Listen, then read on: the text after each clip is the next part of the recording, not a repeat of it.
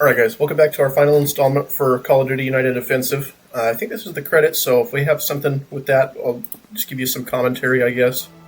Yeah. Oh, it's the same credits as the first one. Okay, so I liked United Offensive. I think it added some much-needed mechanics and content, like we had light machine guns, which is great. Sprinting, even though it was rudimentary, was very helpful, actually. It came in clutch quite a few times, just to cover open areas and stuff like that.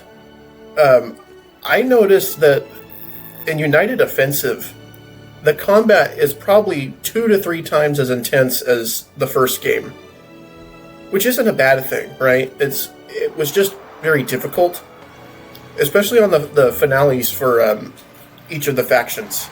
It was fun, right? But it was difficult to the point of almost not being fun. I had to stop and re-record a number of times. I'm not a bad player at first-person shooters, and I'm only playing on regular, but I think that just goes to show old games were much more difficult. Maybe that's a good thing.